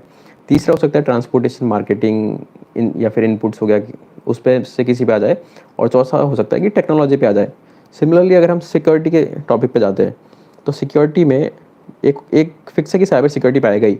अभी साइबर सिक्योरिटी में 3-4 ही चीज़ें हैं कि साइबर सिक्योरिटी जो होती है उसके क्या क्या कंपोनेंट्स होते हैं, साइबर थ्रेट्स क्या क्या तरह की हो सकती है, कैसे डील करना है उनके साथ, है ना, क्या क्या इमर्जिंग थ्रेट्स है। तो ये 4-5 ही चीज़ें जो प्रिपेयर करनी होती है। तो ये हो गया एक टॉप डाउन मॉडल प्रिपरेशन का, जो आप हर टॉपिक में हर चीज़ में कर सकते हो, which is link to PYQs। Mains में तो बहुत रिपीट होते हैं PYQs।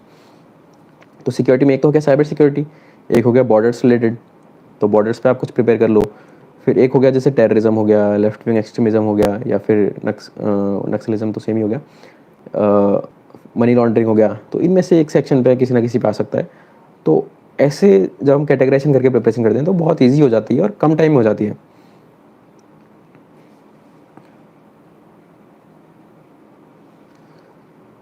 ये है कि मेरे GS में 76 से 78 आ रहे हैं, CSAT क्लियर है, EWS से हो गया है।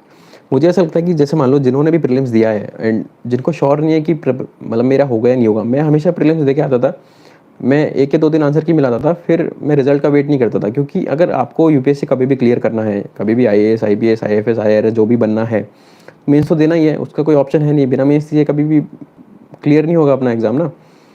तो अगर आपको देना ही है मेंस, जो जनरली ऐसा बोला जाता है कि सेकंड मेंस आपका बेस्ट मेंस होता है। अगर मान लो आपका प्रीलिम्स नहीं भी हुआ इस बार, तो अगले साल तो दोगे ही, मेंस तो देना ही है। जिस भी साल आपका क्लियर होगा उस साल आपने मेंस तो देना ही पड़ेगा। तो irrespective of whether you are clearing prelims और नॉट, मुझे ऐसा लगता है कि जो मेंस की डेट है सितंबर में, जो एक्चुअल डेट्स है, उन पे आपको प्रिपरेशन ऐसी रखनी चाहिए कि आप मेंस दोगे। हो सकता है आप एग्ज़ाम में बैठ के ना दो, आप घर पे बैठ के दो, पर आपको मेंस देना है और प्रिपरेशन उसी हिसाब से करनी है। वरना क्या होगा कि आप मान लो अगर अनफॉर्चुनेटली आपका नहीं होता है, तो आप जो प्रिपरेशन में इंटेंसिटी है वो कम कर दोगे, और इंटेंसिटी अगर कम हो गई, 2 3 4 महीने वेस्ट हो गए, फिर वापस से वो प्रीलिम्स पास आ जाएगा, वापस से प्रीलिम्स पास आया, फिर प्रीलिम्स का पढ़ोगे, तो मेंस की जो प्रिपरेशन होनी चाहिए थी वो आपकी नहीं हो पाएगी ना। फिर अगले साल भी you will be under prepared. अगले साल भी मेंस की प्रिपरेशन तब चालू करोगे जब प्रीलिम्स क्लियर होगा। तो फिर कंपटीशन बहुत ज़्यादा है ना। 6 लाख लोग दे रहे हैं एग्ज़ाम, और सिलेक्शन हो रहा है 900, 600 में से 1 लोग का सिलेक्शन हो रहा है। तो कंपटीशन बहुत ज़्यादा है। तो अगर नहीं भी हो रहा तो भी अपने को ऐसे प्रिपेयर करना है कि मेंस दे रहे हैं हम।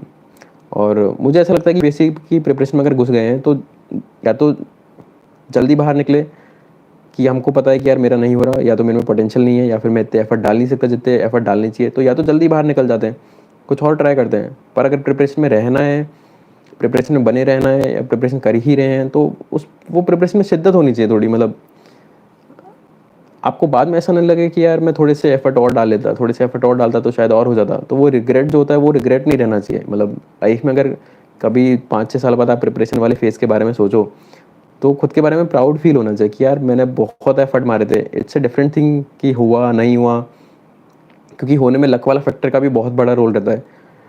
तो होना या नहीं होना वो मैटर नहीं करता, आपने कैसे खुद को कंडक्ट किया even while you are preparing, it matters a lot.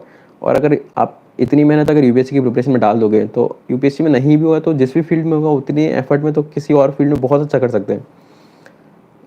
Luck वाला फैक्टर मैं बता रहा था जैसे, तो ऐसा होता है कि 2020 में मैं बता रहा था कि मैंने बहुत कम प्रिपरेशन के साथ पेपर दिया था ना।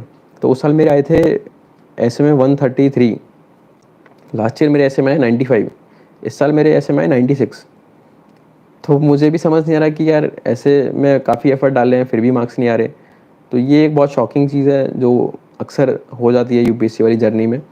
तो लक का काफ़ी बड़ा रोल है। जैसे मेरे GS2 में लास्ट ईयर 116 थे, इस साल मेरा पेपर बहुत अच्छा हुआ था, I was expecting 120+, but they got reduce to 106, तो 10 मार्क्स कम हो गए। तो ये लक वाला फैक्टर इसमें कुछ कर नहीं सकते। This is the unpredictability in UPSC, उसका कुछ कर नहीं सकते। We can only try our best और we can hope for the best. मैं थोड़ा सा इंटरव्यू के बारे में ही बताना चाहूँगा। जैसे लास्ट टाइम मेरे इंटरव्यू में 162 मार्क्स थे, इस साल मेरे इंटरव्यू में 190 मार्क्स हैं, which is a good score. तो ऑब्वियसली कई लोग ऐसे भी होते हैं जो जिनके साथ उल्टा भी हो जाएगा, 190 से 140 हो गए, कई 140 से 190 हो जाते हैं, कई के कंसिस्टेंटली 190 आते हैं, कई के कंसिस्टेंटली 160s में आते हैं। तो सबकी अपनी अपनी स्टोरी है। बट मैं कुछ कुछ चीज़ें थी जो मुझे लगता है कि they worked in my favour this year, तो मैं वो शेयर करना चाहूँगा। जैसे लास्ट ईयर जब मैं गया था, तो मुझे ये था कि मुझे अच्छा स्कोर करना है, आई वांट टू स्कोर 200+, और मुझे प्रूव करना है कि यार मैं आई have A very good potential. मुझे जो अपनी पर्सनैलिटी है वो शोकेस करनी है बोर्ड के सामने। तो इस माइंडसेट के साथ मैं गया था। तो उस माइंडसेट के साथ जब हम जाते हैं ना, तो एक इनहेरेंट प्रेशर क्रिएट हो जाता है दिमाग में। तो आपने कुछ आंसर दिया, और मान लो आपने आंसर उतना अच्छा नहीं दे पाए, तो वो प्रेशर से क्या होता है ना कि वो आंसर तो गया, उसके जो नेक्स्ट क्वेश्चन आएगा चाहे वो इजी भी आ गया, तो उसमें भी you might make a blunder जब हम वो प्रेशर लेके जाते हैं। इस साल क्या था, इस साल मैंने एक चीज़ पे काम किया है कि मैं स्लो बोलूँगा। स्लो जब बोलते हैं तो हमको सोचने का मौका मिल जाता है, चीज़ें कॉम्प्रीहेंड करने का मौका मिल जाता है। तो सोचते हैं तो ज़्यादा आइडियाज़ आ जाते हैं। तो मैंने इस चीज़ पे बहुत काम किया कि मैं इस बार स्लो बोलूँगा। तो मुझे ज़्यादा आइडियाज़ आ रहे थे जब मैं आंसर्स दे रहा था। पहली चीज़ तो ये। दूसरी चीज़ है कि मैं कोई एक्सपेक्टेशन लेके ही नहीं गया। मुझे ये था कि मुझे मार्क्स का कोई क्राइटेरिया नहीं है, मार्क्स कितने भी आए it doesn't matter. I should be able to be my self when I am in front of these people. जो भी 5 लोग वहाँ बैठते हैं, मैं जो भी सोच रहा हूँ वो मैं बस कम्युनिकेट कर पा लूँ। मैं चाह रहा था कि यार I want to hold a good conversation. अगर मैं एक अच्छी कॉन्वर्सेशन होल्ड कर पाया, तो बाकी उनका काम है वो कितने मार्क्स देते हैं, अपने को ज़्यादा कुछ नहीं करना। मैं इसी एम के साथ उस दिन गया था और मुझे कोई मार्क्स स्कोर नहीं करने थे एंड फाइनली अच्छा हुआ था interview. I was expecting good marks और उसी अकॉर्डिंग मार्क्स आए भी थे। तो ये इंटरव्यू में छोटी सी चीज़ है। और इंटरव्यू के time there is one more important thing कि इस बार I had a group of 5 people. तो 5 लोग हम साथ में प्रिपेयर करते थे। We used to pick up 1 और 2 टॉपिक्स एवरी डे, करंट का हो गया या फिर डेव से कुछ हो गया, and then we used to cross question each other. तो उससे क्या है कि एक फॉर्मल सेटिंग में आंसर करने का काफ़ी अच्छी प्रैक्टिस हो गई थी। तो this is also something which you can do. एक मैं ऐसे का और बता देता हूँ कि ऐसे जैसे मेरे मार्क्स नहीं आ रहे हैं तो क्यों नहीं आ रहे हैं, तो आई एम ट्राइंग कि जितने भी लोगों ने मेंस लिखा है इस बार उनका एक डेटा कलेक्ट किया जाए। तो मैंने उसके लिए फॉर्म भी फ्लोट किया है। I am doing an analysis कि किसने कौन सा ऐसे अटैम्प्ट किया है, उन्होंने कैसे उस ऐसे को इंटरप्रेट किया है और उनके कितने मार्क्स आए हैं। तो आई ट्राई टू सी कि जैसे 4 ऐसे सेक्शन 1 में होते हैं, 4 ऐसे सेक्शन 2 में होते हैं। तो उन 4 में से एक कोई एक चूज़ करेगा, इसमें से कोई एक चूज़ करेगा, तो एक 16 कॉम्बिनेशंस टोटल बन जाएंगे डिफरेंट एसेस को पिक करने के। तो क्या उन 16 कॉम्बिनेशन में क्या कोरिलेशन है, कैसे उस कॉम्बिनेशन के अकॉर्डिंग मार्क्स आए हैं लोगों के। तो I am trying to analyse that और फिर मैं ट्राई करूँगा कि क्या इंटरप्रिटेशन इज़ द रीज़न कि क्यों लोगों के डिफरेंट मार्क्स आ रहे हैं सेम ऐसे चूज़ करने के बाद भी। 2020 तक जो था ऐसे में वेरिएशन होता था, वो 120 जनरली आ जाते थे सबके, 120 से 150 तक का रहता था। इस साल जो वेरिएशन है मिनिमम मार्क्स है around 62 if I can remember correctly, और मैक्सिमम मार्क्स है 158। तो समझ रहे हो, मतलब 60 वो 80-90 नंबर का वेरिएशन हो गया ऐसे में। इट्स ह्यूज, मतलब it should not be like this. तो मैं ट्राई कर रहा हूँ ये पता लगे कि क्या क्यों ये वेरिएशन आ रहा है। तो ऐसे में मेरे मार्क्स तो अच्छे नहीं आए, बट मुझे ऐसा लगता है कि मेरे एसेस ख़राब नहीं होते थे कभी भी। मुझे खुद के एसेस पढ़ के अच्छा लगता है, तो मैं कुछ कुछ चीज़ें शेयर कर देता हूँ कि ऐसे में क्या कर सकते हैं। जैसे अब जो एसेस आ रहे हैं, मेन चैलेंज है कि उनका इंटरप्रिटेशन। तो जब हम ऐसे का सिलेक्शन करते हैं, our priority should not be कि वो ऐसे पिक करे जो हमको लगता है कि हमको बेस्ट आता हो, वो ऐसे पिक नहीं करना। ऐसे वो पिक करना है जिसका कोई और इंटरप्रिटेशन हो ही नहीं सकता। जैसे स्माइल वाला एक टॉपिक आया था, smile is a chosen vehicle of all ambiguities, I think ये ऐसा कुछ टॉपिक था। तो इसका कुछ और इंटरप्रिटेशन है ही नहीं, इसका बहुत नेचुरल है, सब सेम ही तरीके से इंटरप्रेट करेंगे। अब इसमें चैलेंज याद आता है कि how to generate more points, how to have enough content कि आप 10 पेज बढ़ सको। तो जब भी आप ऐसे की प्रैक्टिस करो तो इस तरीके से प्रैक्टिस करो इस बार कि वो ऐसे चूज़ करना है जिसका आधा टेढ़ा इंटरप्रिटेशन नहीं हो। मतलब you should be happy with 110 marks rather than scoring 670 और 75 और 80 मार्क्स इन द ऐसे, क्योंकि हर एक मार्क्स की बहुत ज़्यादा वैल्यू होती है फाइनल लिस्ट में, और ऐसे में तो थोक में जा रहे हैं, मतलब 30-40 मार्क्स ज़्यादा जा रहे हैं। तो एक तो ये चीज़ करनी है कि कैसे ऐसे चूज़ करना है, इस पर काफ़ी काम करना है। दूसरा चीज़ कि जो भी कोर्स आई है अब तक, जो भी एसेज में कोर्स आई हैं स्पेशली लास्ट 2 ईयर्स में, उनके सिमिलर हमको कोर्स ढूंढनी है। फिर हमें उनका खुद से इंटरप्रिटेशन करके देखना है, और हमने खुद से इंटरप्रिटेशन कर लिया, फिर हम देखेंगे कि जो एक्चुअल इंटरप्रिटेशन है वो क्या है, और हमारा इंटरप्रिटेशन एक्चुअल इंटरप्रिटेशन के साथ मैच कर रहा है या नहीं कर रहा। And this is how. तो मान लो हमने लगभग 200-300 कोर्स प्रिपेयर कर ली, 200-300 कोर्स के इंटरप्रिटेशन निकाल लिए, और क्या पता एग्ज़ाम में उनमें से कोई एक आ जाए, और अगर नहीं भी आती है तो हमको क्या है कि इंटरप्रिटेशन करना आ जाएगा। तो इंटरप्रिटेशन की वजह से हमारे मार्क्स कम नहीं होंगे।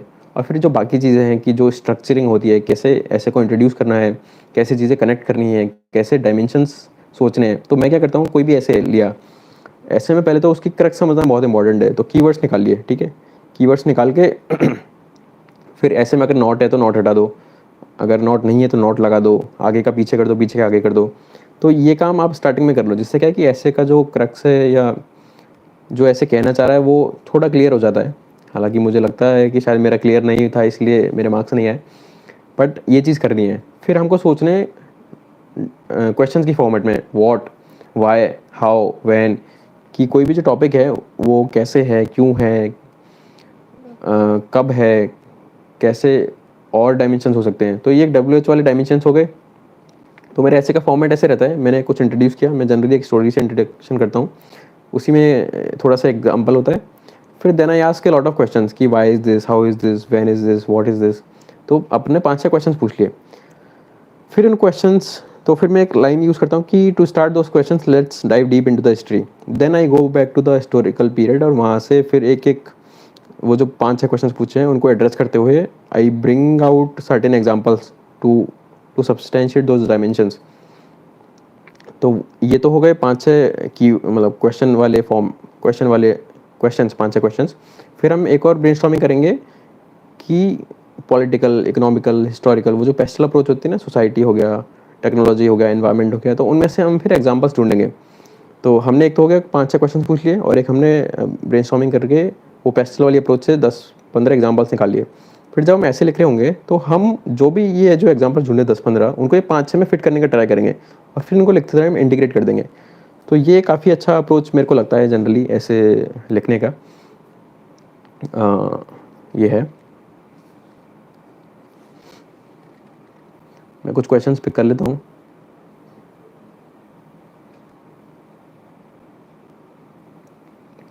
रोनाल्ड सर के ओल्ड लेक्चर्स ऑन यूट्यूब, वो डिपेंड करता है कितने ओल्ड हैं, तो इट्स बेटर कि नए लेक्चर्स रेफ़र करो क्योंकि इकोनॉमी में चीज़ें अपग्रेड हो जाती हैं, तो new things are better. What was your package in IT? अभी पब्लिकली कैसे बताऊँ?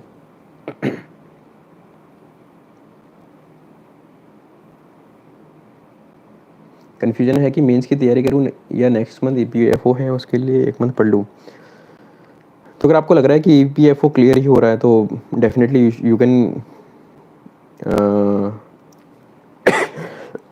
1 सेकेंड, तो ईपीएफओ का प्रिपरेशन कर सकते हैं।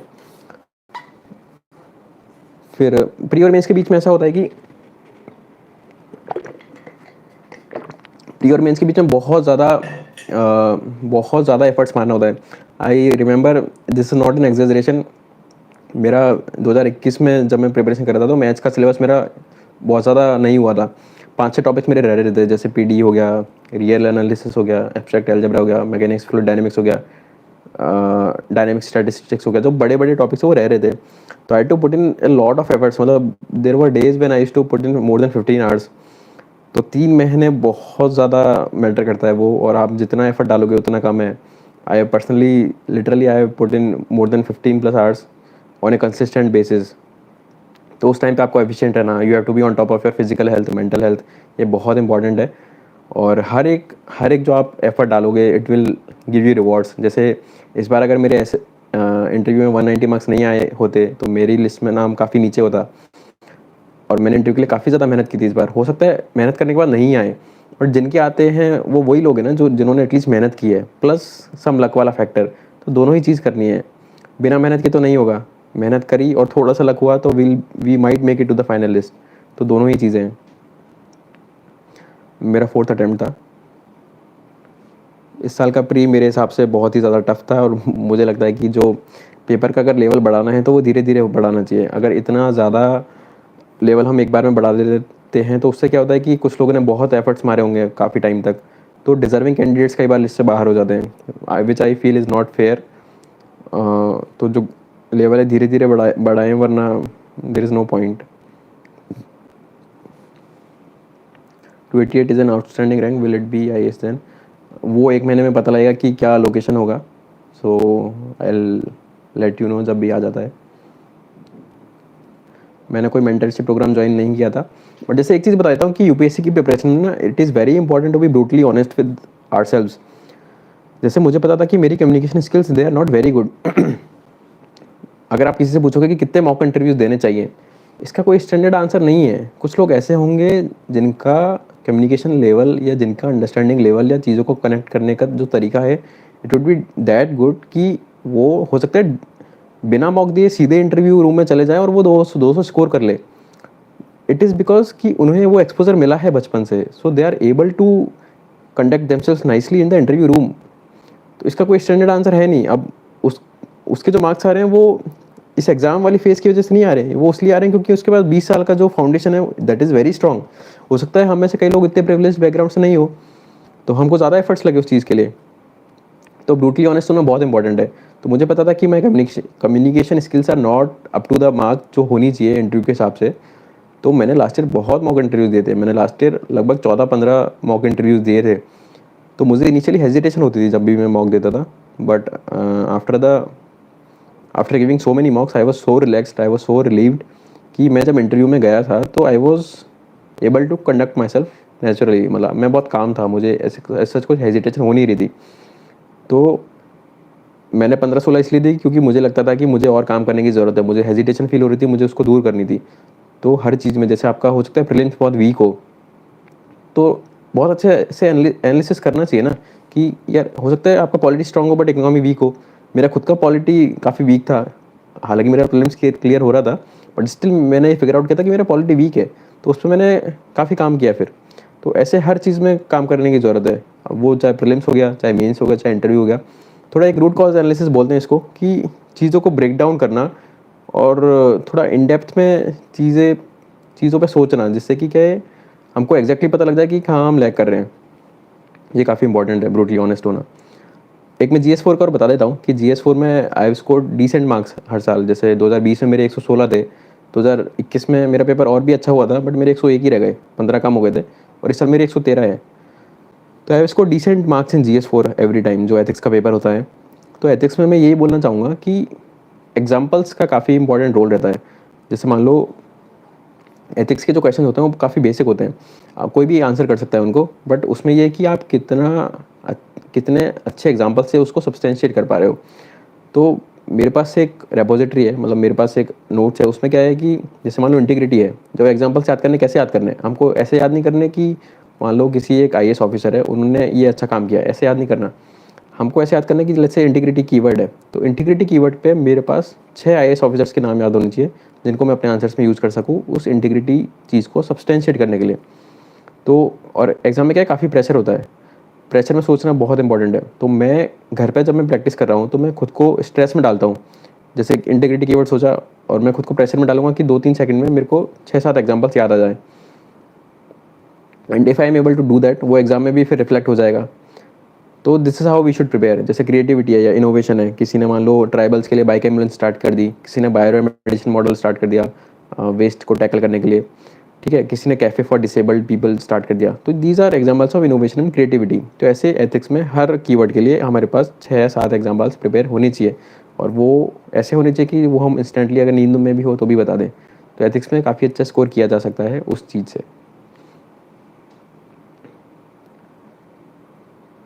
सर मेरे जो मेंस के नोट्स थे वो मैंने प्रीलिम्स से पहले बना लिए थे। अगर आपने नहीं बनाए हैं तो प्रीलिम्स के बाद भी बना सकते हैं, बट क्योंकि मेरा ऑप्शनल थोड़ा हैवी था तो मैंने मेंस के नोट्स प्रीलिम्स से पहले बना लिए थे, जिससे कि मैं ऑप्शनल को काफ़ी टाइम दे सकूँ।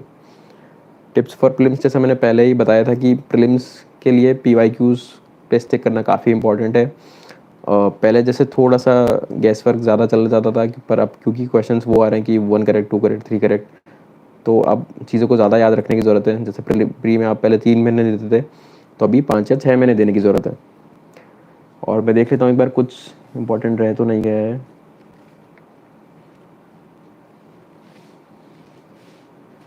प्लान बी का मैंने बताया था, जैसे कई लोग क्या होता है कि जैसे अपन मान लो कंसिस्टेंटली अटेम्प्ट्स दे रहे हैं, 1 दे लिया नहीं हुआ, 2 दे लिए नहीं हुए, 3 दे लिए नहीं हुए, तो क्या है कि एक टाइम पे रुक जाना चाहिए कि यार देयर इज समथिंग रॉन्ग इधर विद आर प्रिपरेशन, या कुछ भी चीज़ें हो सकती है, हम अच्छे मेंटल स्पेस में नहीं हो, अच्छे फिजिकल हेल्थ में नहीं हो, तो एक बार थोड़ा पॉज ले लें। हो सकता है मैंने जैसे बताया कि you can get your self associated with somebody और सम कोचिंग, और किसी भी फील्ड में जो आपको लगता है कि जो आपको आता है उसमें थोड़ी टाइम काम कर सकते हैं, 2-3-4 महीने, या फिर हो सकता है पार्ट टाइम भी कर ले कुछ 6-7 घंटे, 5-6 घंटे के लिए। फिर उससे क्या है कि एक नई एनर्जी आ जाती है प्रिपरेशन में। अगर मान लो आपको ठीक नहीं लग रहा है तो you can also go for a trip, थोड़ा ब्रेक ले लो, मतलब पढ़ाई एकदम साइड में रख दो कुछ 1 हफ्ते के लिए। उससे एक री एनर्जाइज होने का मौका मिलता है, थोड़ा हमको इंट्रोस्पेक्शन का मौका मिलता है, और फिर प्रिपरेशन को वापस एक रिन्यूड एनर्जी के साथ स्टार्ट कर सकते हैं। तो ये काफ़ी इंपॉर्टेंट है, ब्रेक लेना, खुद को वापस से रीस्ट्रेटजाइज करना और फिर वापस स्टार्ट करना। Do you wish to donate all your study material? I love to help people, I love to help aspirants in whatever way I can, क्योंकि मैंने सारी प्रिपरेशन इंटरनेट से ही करी थी, जो भी इंटरनेट पे सोर्सेज थे उनसे ही की थी। तो मेरे पास जो भी स्टडी मटेरियल है जो मुझे लगता है कि काम आ सकता है, वो तो एक मैं स्ट्रक्चर्ड फॉर्मेट में दे दूँगा, और जो भी चीज़ें मुझे लगती है जो मेरे काम नहीं आएगी, that also I would be giving away, मतलब मैं रख के क्या ही करूँगा, इट्स बेटर कि वो किसी और के काम आए। तो you all can connect with me on Telegram handle and Instagram, वहाँ पे मैसेज कर सकते हैं, तो मैं रिप्लाई कर दूंगा। हो सकता है टाइम लगे क्योंकि कई बार मैसेजेस ज़्यादा आ जाते हैं, but I generally reply to every message. तो you can do that. Every topper says analyze PYQs. Can you please elaborate exactly how to analyze PYQs? It's a very good question, I feel. जैसे मैंने बताया था ना कि आप कोई topic पढ़ रहे हो, हाँ, जैसे मान लो आप पढ़ रहे हो, प्रीलिम्स के पर्सपेक्टिव से बता देता हूँ, आप मान लो मैपिंग पढ़ रहे हो, तो मैपिंग में देखो कि यार मैपिंग से रिलेटेड क्या क्या क्वेश्चंस आए हैं। तो मैपिंग में आप जनरली ऑब्जर्व करोगे बाल्टिक सी, ब्लैक सी, मेडिटेरेनियन सी, थोड़ा middle eastern countries, north of Africa जो एकदम अफ्रीका बॉर्डर के नॉर्थ है, जैसे लेवांट वाला क्वेश्चन आया था, जैसे रशिया यूक्रेन चल रहा है तो यूक्रेन के बॉर्डर्स, और जैसे लेक्स हो गई, लेक्स जो ड्राई अप हो रही हैं, या फिर इंटरनेशनल रिवर्स हो गई, ठीक है, फिर नेशनल पार्क्स और उनसे निकलने वाली रिवर्स हो गई, पोर्ट्स हो गए, रिजर्वायर्स हो गए, वेटलैंड्स हो गए, ठीक है, बायोस्फीयर रिजर्व्स हो गए। तो ये सारी चीज़ें हैं जो मैपिंग में आती है। अब आपको देखना है कि मैपिंग में कैसे क्वेश्चन पूछ रहे हैं। तो जैसे रिवर्स है, तो रिवर्स में वो पूछ रहा है कि कौन सी रिवर किस सी में जाके मिलती है, अगर हम इंटरनेशनली बात कर रहे हैं तो। और इंडिया में वो ऐसे क्वेश्चन पूछ रहा है कि कौन सी रिवर किस माउंटेन से ऑरिजिनेट हो रही है। So how did I get to know this? वो तब पता लगा ना जब मैंने PYQs एनालाइज किए। सो this is how you should analyse the PYQs।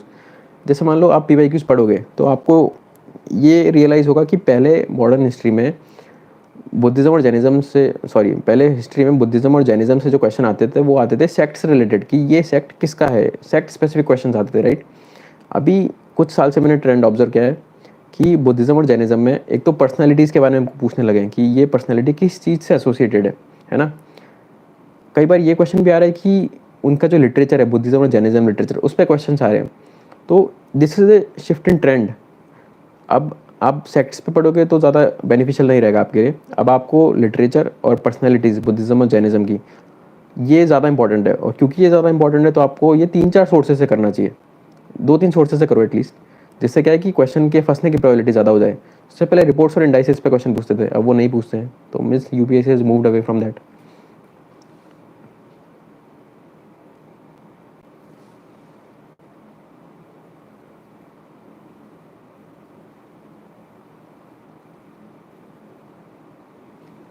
Current में डिड यू फॉलो न्यूज़पेपर और क्यूमुलेटिव मैगजीन? करंट में जैसे मैंने बताया था कि प्रीलिम्स और मेंस के लिए न्यूज़पेपर का इतना रेलेवेंस मुझे लगता नहीं है। और मतलब काफ़ी टाइम जाता है, 2 घंटे आप पढ़ने में दोगे, आधे 1 घंटे आप नोट्स में दोगे, तो इससे बेटर है कि आप एक वेबसाइट फॉलो कर सकते हैं और फाइनली एक मैगजीन फॉलो कर सकते हैं at the end of it.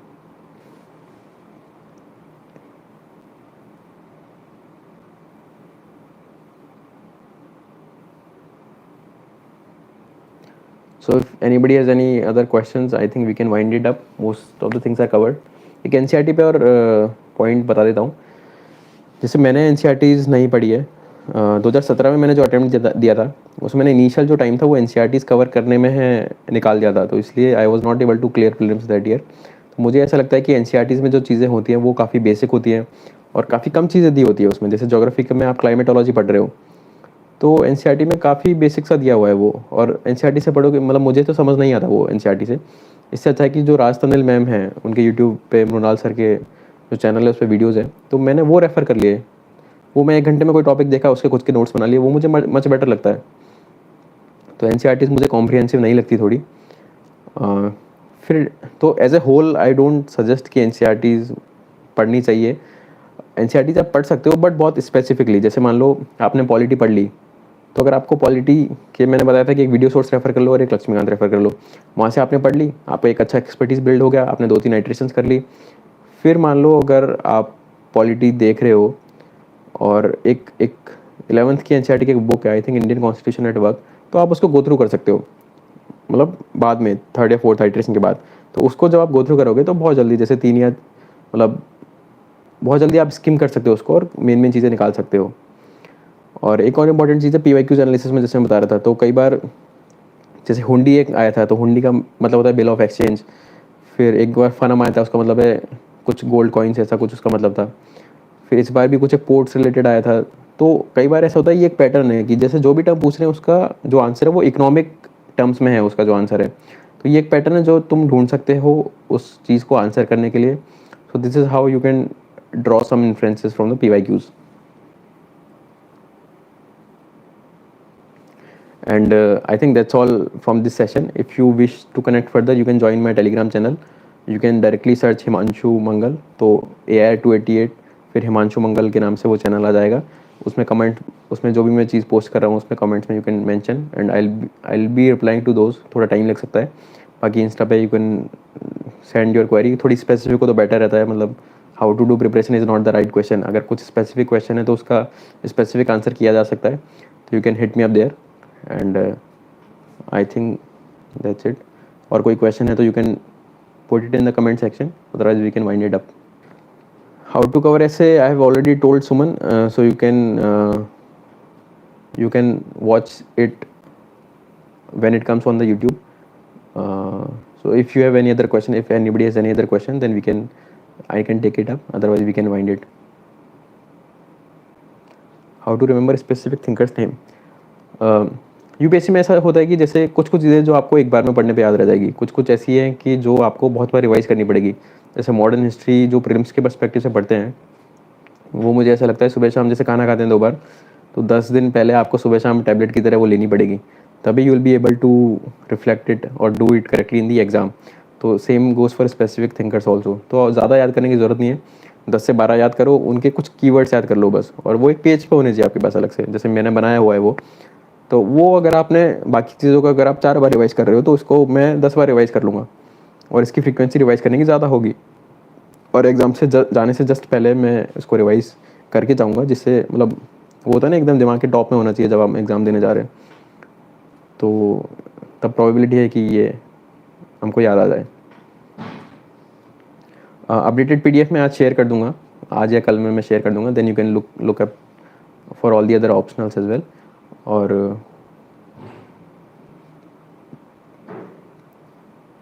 What changes you made from failures. Changes यही थे कि मैंने बोला कि we should be brutally honest with ourselves कि क्यों हमारा नहीं हो रहा है या फिर क्या कमी है. जैसे मुझे लगा था कि इंटरव्यू में आई एम रियली लैगिंग, कि जब मैं इंटरव्यू में रूम में होता हूँ तो मेरा दिमाग उस लेवल पे नहीं चल पाता जितना मैं चाहता हूँ, और I am not able to think very clearly जब मैं इंटरव्यू में 5 लोगों के सामने आंसर दे रहा हूँ. तो इस चीज़ को ओवरकम करने के लिए मैंने इस बार बहुत प्रैक्टिस की थी. ऑलमोस्ट 4-5 महीने की थी प्रैक्टिस, क्योंकि टाइम था, मेरा इंटरव्यू लेट था.